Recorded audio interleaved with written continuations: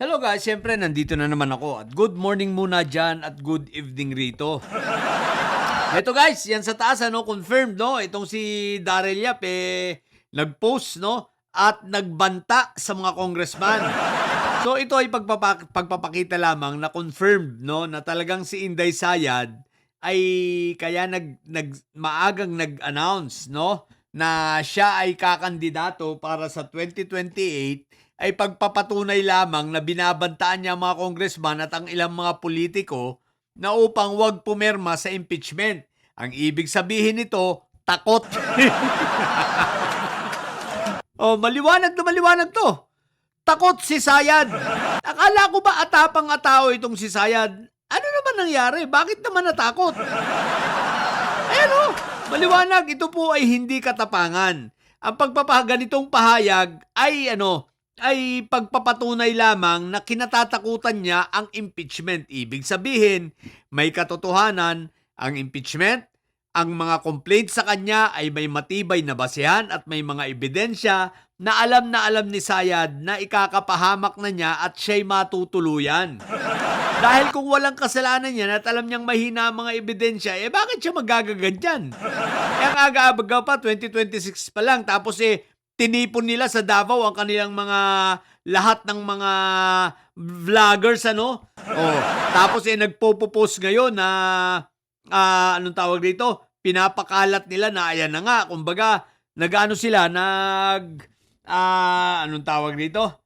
Parang pinapakalat nila, tinatanim nila sa isip ng mga tao at ng mga ibang mga politiko ng pananakot na si Inday Sayad tatakbo. Teka lang.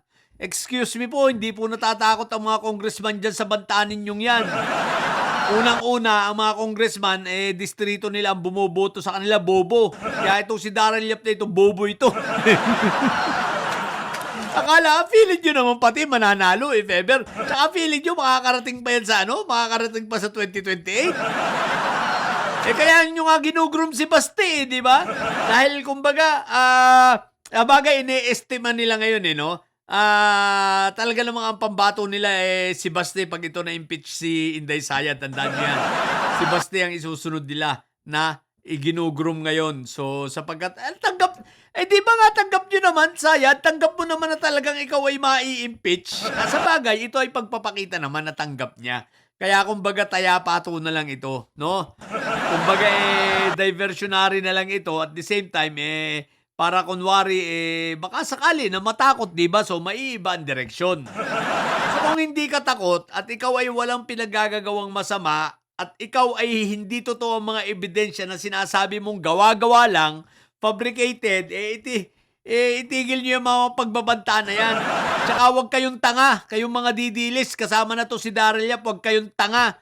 Mataga hindi kami nabibigla ng pagsasabi ni Inday Sayad. 2016 pa lang, nagpapahayag na yan. Na 2016, 2 years ago. 2016 tuloy, sorry. 2023 pa lang, nagpapahayag na yan si Inday Sayad na siya ay tatakbo. Kung hindi nyo kung hindi nyo nagigets yung mga pinagsasabi ni Sayad na siya'y tatakbot kakandidato, bobo talaga kayo. Ang tagal na niyan sinasabi yan, kaya hindi na yan bago. Sabihin nyo na bigla, paano kami mabibigla? Alam na naman namin. Matagal na, ngayon nyo lang nalaman na tatakbo si Sayad na president na may plano yan tumakbo. Ang bobo nyo talaga. Kami nung pa, alam na namin, 2023 pa lang. Kaya lang, ang tanong ngayon, makakatakbo kaya? Katunayan, dahil bobo kayo, hindi nyo alam, akala nyo yung salitang ganun ni Inday, aside from pananakot, dahil alam niya na siya ay matutuluyan. At pag siya ay natuluyan, ibig sabihin yan, maging sa Senado, pag yan ay natuluyan, at dahil sa public pressure, makikita ng taong bayan ng ebidensya, yung ibang senador, baka bumaliktad na yung mga nasa Sayad block, matutuluyan na yan si Sayad. Yan ay mai-impeach, hindi na makakatakbo, perpetual disqualification, ang pwede na lang niyan takbuhan, kahit nga ang pagiging sweeper sa barangay, hindi na yan pwede. Hindi na siya pwede kumawak ng kahit anong posisyon sa gobyerno, dahil perpetual disqualified yan. Habang buhay yon. Ngayon, tatakas na lang yan, mga bobo. Dahil takot na takot yan sa plunder case niyang kinaharap, kaya huwag kayong tanga. Bobo, obvious eh. Ang tanga rin ito ni Daryl Yap. Eh. Obvious na obvious eh. Anyway, eto ang kasunod. Tingnan natin, panoorin natin to ha. Mayong hapon ka na itong tanan. First of all, allow me to request the members of Congress here 2 words. Impeach her. Impeach her.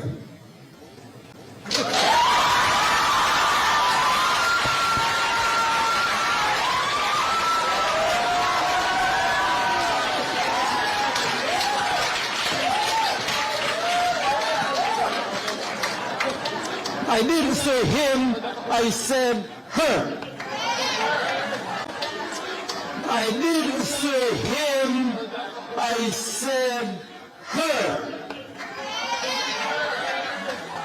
O yan, sa Cebu nangyari yan. O ano, mga Cebuanong yung mga taga Cebu na nagsasabi ng mga didilis na ang buong Cebu ay Duterte.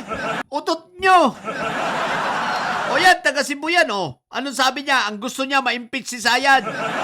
Ako, sa Cebu rin ako nakatira, di ba? May property ako sa Cebu. Ang gusto ko rin ma-impeach si Sayad. Yung mga kaibigan ko, ganun din. Kaya huwag niyo sasabihin solid ang Cebu, mga bobo. Iilan na lang kayo Kung solid ang Cebu, di sana ang daming sumama anong pangalan nito? Mike Diferensya. Nag-rally kayo ron, nag-motorcade pa kayo, ilang piraso.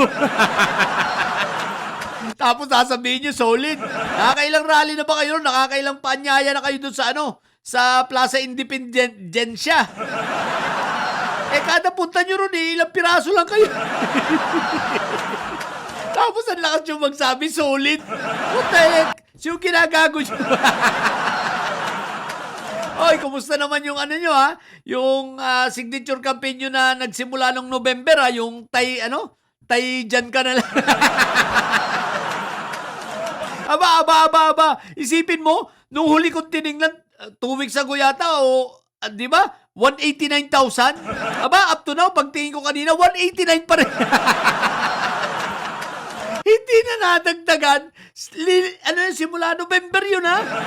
Akala ko ba ang dami ninyo, milyon-milyon kayo? Yan ay pagpapatunay na wala na kayong bilang mga didilis. Trolls lang ang marami sa inyo, mga bobo. Kung marami kayo, di sana sa rally ninyo, ang dami ninyo.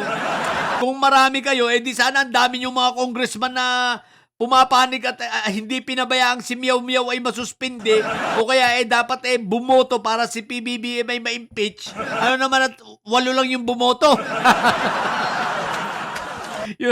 yung tatlo ron, sino yung tatlo ron? Yung tatlong bobo na Duterte. So may 5 pa, isama mo na si Erice. O baka si Toby malamang abstain. Isama mo pa si Ungas. Ewan ko sa inyo kung ilan ba yun. Mga bobo kaya, naku po, wag na kayo magpanggap. Kahit si Inday Sayad ninyo, sabihin na, kunwari, makarating siya. Kunwari, hindi siya ma-impeach. Makarating sa 2028. Akala nyo ba mananalo?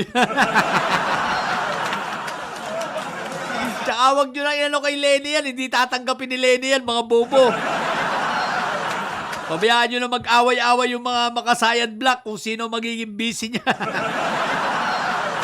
Lahat patapon, Wala kang tulak kabigin sa mga ito. Lahat patapon, Pambato ng mga didilis, lahat patapon ng putik. Ay, nako. So, yun lang sa mga bobot didilis dyan. May sayad, ha? Ang tatay nyo ay karton. Manatili kayo mga bobot may sayad sapagkat ang may sayad ay laging high blood. Bye!